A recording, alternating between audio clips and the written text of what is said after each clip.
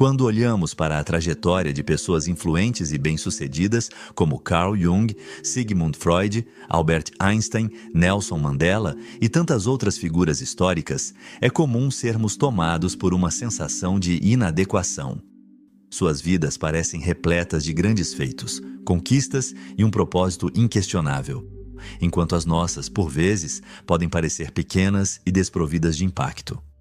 No entanto, o que muitas vezes esquecemos é que o significado de uma vida não se define apenas por grandes realizações ou fama mundial, mas sim pelas pequenas ações diárias, pelas batalhas internas que cada um enfrenta e pela busca constante por autoconhecimento e crescimento pessoal. Assim como eles, também somos capazes de trilhar um caminho de significado, só que o nosso é único, moldado pelas sombras que integramos, pelas falhas que superamos e pelos momentos em que, apesar do medo, escolhemos agir. Em várias de suas obras, Carl Jung abordou sobre a busca por significado e autoconhecimento. De acordo com Jung, o propósito da vida não está relacionado ao que você conquista, está relacionado a quem você é e como você age. Para Jung, o ser humano pode ser descrito em sua totalidade pela psique, que abrange tanto os aspectos conscientes quanto os inconscientes. No centro da nossa consciência, que inclui tudo o que sabemos e reconhecemos, está o ego. Mas há muito além do ego que não reconhecemos. No coração do nosso inconsciente, que representa tudo o que está oculto para nós, encontra-se a nossa sombra, ou o nosso lado sombrio. Jung afirmava que no inconsciente reside a chave para descobrir nosso propósito de vida. Isso porque o propósito da sua vida não é algo objetivo ou universal, é algo único, específico a você. Carl Jung foi um psiquiatra e psicanalista suíço que acabou fundando sua própria escola de psicologia conhecida como psicologia analítica. Sua filosofia é frequentemente chamada de filosofia junguiana. Ele também publicou várias obras importantes, entre elas A Psicologia do Inconsciente, O Homem e seus Símbolos, Os Arquétipos e o Inconsciente Coletivo, O Homem Moderno em Busca de Alma, A Psicologia da Transferência, Memórias, Sonhos, Reflexões e as Relações entre o Ego e o Inconsciente. Neste vídeo, vamos explorar os passos que você precisa seguir para que o seu lado sombrio revele o propósito da sua vida, segundo a filosofia de Carl Jung. Jung dizia: suas visões se tornarão claras apenas quando você puder olhar para o seu próprio coração. Quem olha para fora, sonha. Quem olha para dentro, desperta. Cada pessoa tem um significado e um propósito de vida únicos, de acordo com quem ela é e o que deseja. Portanto, você precisa se conhecer de verdade antes de tentar entender o propósito da sua vida. Muitas pessoas acreditam que se conhecem bem. Você pode achar que está familiarizado com suas características, pontos fortes, fraquezas e desejos, e por isso pode ser tentado a mergulhar direto na busca do seu propósito.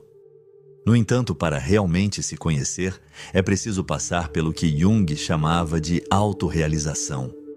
Cada ser humano é formado tanto por partes conscientes quanto inconscientes. Os aspectos de nós mesmos que conhecemos e aqueles de que não temos consciência. A sombra, ou lado sombrio, é a parte oculta do nosso inconsciente, que abriga desejos, emoções e características reprimidas. Por exemplo, sua sombra pode conter sentimentos de preguiça, inveja ou raiva, assim como hobbies ou interesses dos quais você se envergonha ou acha que já deveria ter superado. Como a sombra reside no inconsciente, geralmente não temos consciência do que há nela. Esses traços foram reprimidos e ignorados por tanto tempo que não surgem mais em nossos pensamentos. Em vez disso, tendemos a nos identificar em excesso com a nossa persona, o papel que desempenhamos inconscientemente para sermos aceitos ou admirados pelos outros. Essa persona age como uma máscara que usamos ao interagir com o mundo, e podemos ter várias máscaras para diferentes situações.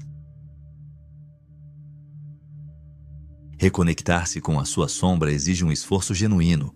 Realizar o que Jung chamava de trabalho da sombra, ou seja, Conhecer seu lado sombrio envolve fazer pausas regulares para refletir sobre seu comportamento, pensamentos e sentimentos na vida cotidiana. Isso pode ser feito por meio da escrita em diários ou da meditação. Pergunte a si mesmo: por que agi da maneira que agi? Isso pareceu autêntico? Por que sim ou por que não? Qual foi meu primeiro instinto em uma determinada situação? Como eu me sentiria se os papéis fossem invertidos?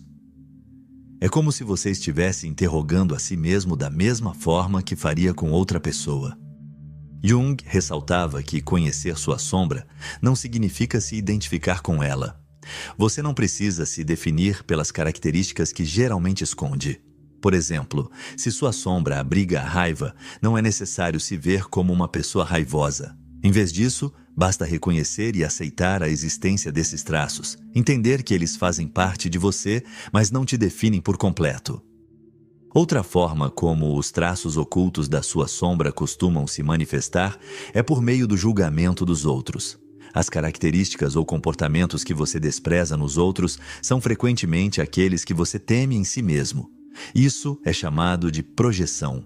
Portanto, sempre que se pegar irritado ou com raiva do comportamento de alguém, faça uma pausa e pergunte: eu já apresentei essa tendência? Se não, por quê? Será que este é um traço da minha própria sombra? De acordo com Jung, aqueles que julgam duramente o egoísmo muitas vezes reprimem seus próprios pensamentos egoístas. E aqueles intolerantes com a impaciência dos outros podem estar lutando contra suas próprias tendências impacientes. Tirar um tempo todos os dias para se sentar, talvez escrever em um diário, e se fazer essas perguntas instigantes é o começo para trazer o inconsciente à consciência, conhecendo-se de verdade. Criar o hábito de explorar sua sombra é essencial para se aproximar continuamente de uma vida significativa. Nas palavras de Jung, eu não aspiro ser um homem bom, eu aspiro ser um homem completo. Agora que você descobriu mais sobre o seu inconsciente e talvez sobre alguns traços sombrios menos desejáveis, pode estar se perguntando: como isso pode me ajudar a melhorar minha vida? Na verdade, pode ser que você se sinta até pior após essa autorrealização, pois não poderá mais ignorar todos os seus lados ruins.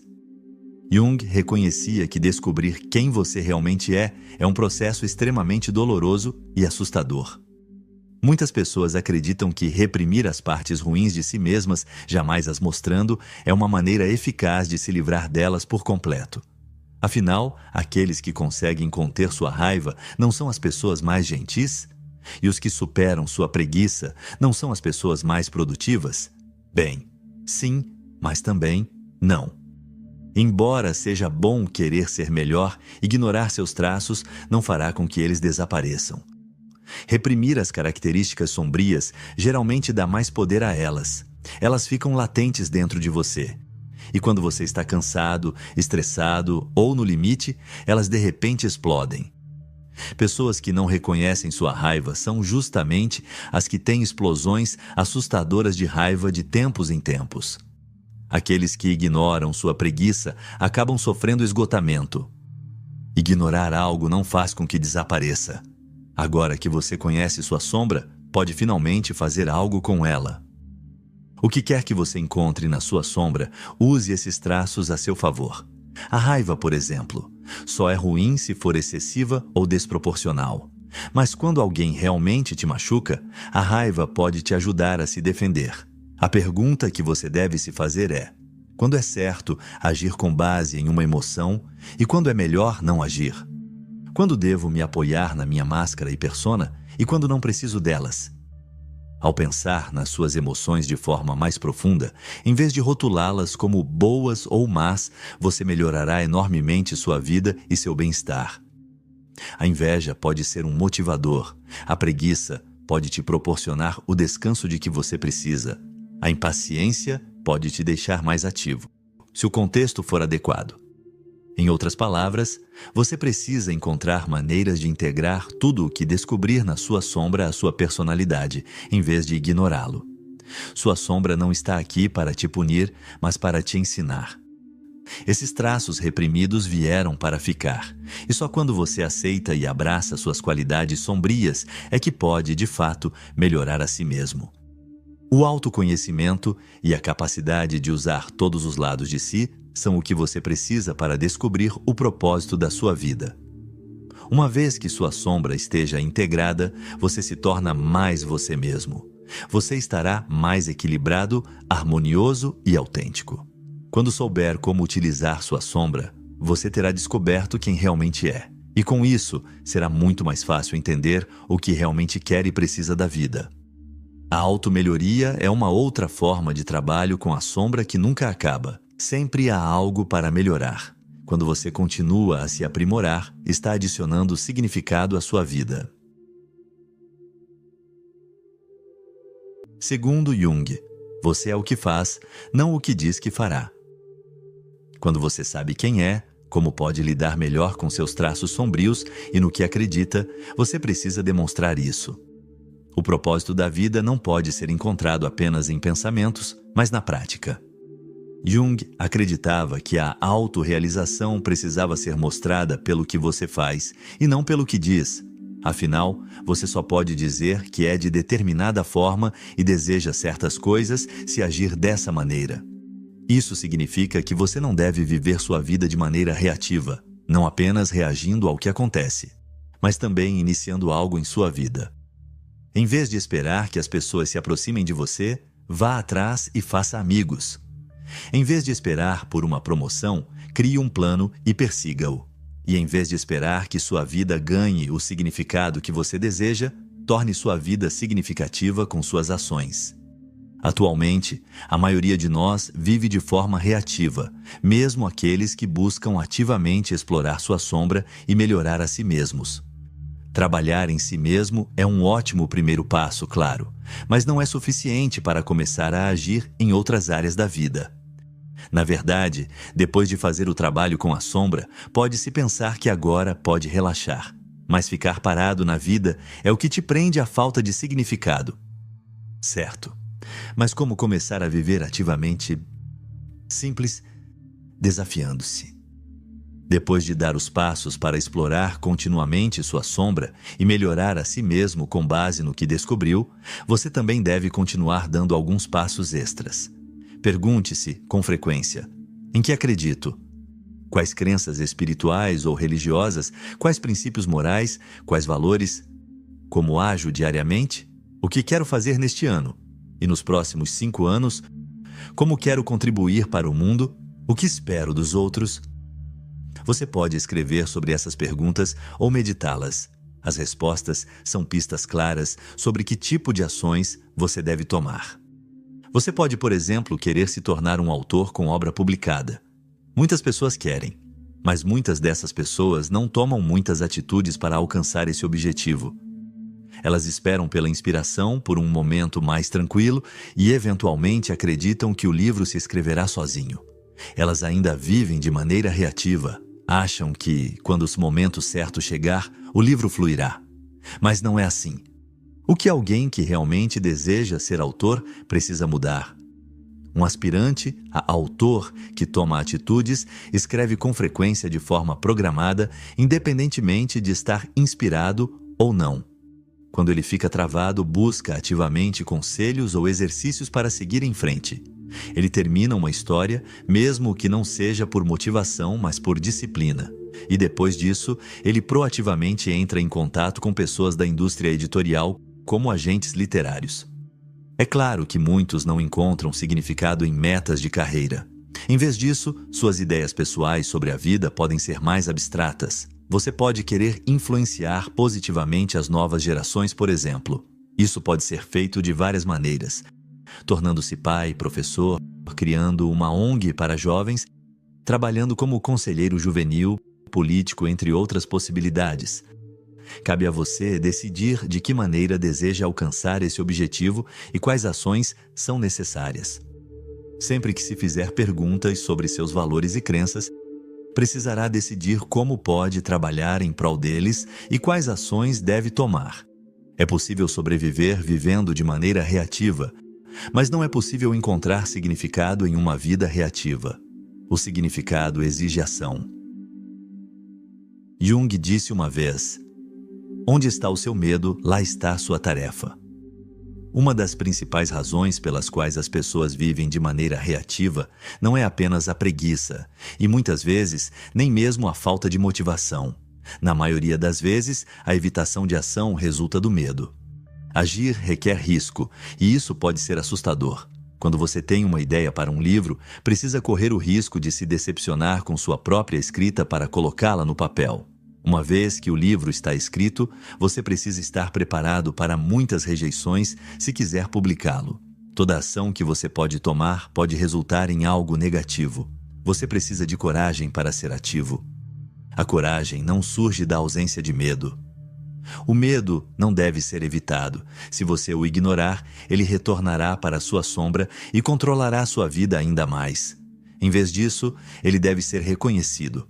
Quando você se vê diante de uma ação que precisa ser tomada, mas sente-se incapaz, pergunte a si mesmo o que pode dar errado e como você poderia lidar com isso.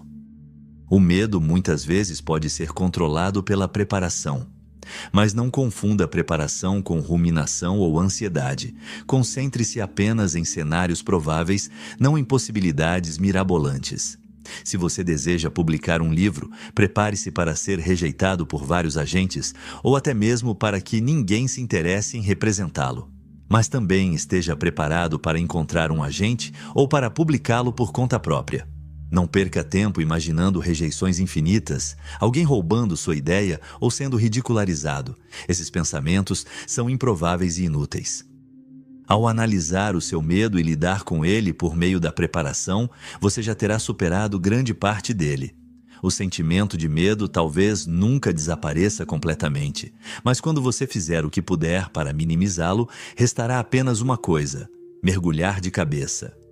A coragem exige que você enfrente seus medos em vez de tentar se livrar deles. Ninguém que fez algo significativo na vida conseguiu isso evitando o que o assustava. Como Jung disse, onde está o seu medo, lá está a sua próxima tarefa. Quando você descobre o que teme, também descobre o que provavelmente dará mais sentido à sua vida. Em nossa última citação de Jung, ele diz: mesmo uma vida feliz não pode ser sem uma medida de escuridão, e a palavra feliz perderia seu significado se não fosse equilibrada pela tristeza. Vamos pensar. Você se conhece, está sempre se aprimorando, está tomando ações e assumindo riscos. Isso é a receita para uma vida perfeita? Não. Ninguém tem uma vida perfeita. Na verdade, as pessoas mais influentes do mundo geralmente são aquelas que passaram por mais dificuldades. E isso acontece porque elas são as que mais assumem riscos, não se deixam abater pelas situações ruins e continuam a lutar, não importa o que aconteça. Aceitar as coisas ruins e decepcionantes da vida é essencial para encontrar significado e propósito. Na verdade, o significado depende disso. Uma vida que consiste apenas em triunfos e alegrias não é uma vida significativa, porque a alegria só é impactante quando você também conhece a tristeza. Não se pode vencer sem que a derrota seja uma possibilidade. Não pode haver luz sem escuridão. Isso significa que, sempre que algo ruim acontecer, você precisa recontextualizá-lo. Não se desespere, mas pense que qualquer coisa boa que acontecer a partir de agora será ainda melhor. Além de contextualizar o bom na vida, a má sorte e os erros são oportunidades de crescimento. Sempre que algo acontece, sua reação a isso lhe ensina algo novo sobre você. As coisas ruins, então, são essenciais para a sua autodescoberta. E são úteis também quando se trata de conhecer sua sombra. Ninguém descobre que precisa ser mais pragmático, a menos que tenha falhado em ser assim em algum momento. E ninguém descobre que é resiliente e forte, a menos que algo em sua vida tenha exigido isso.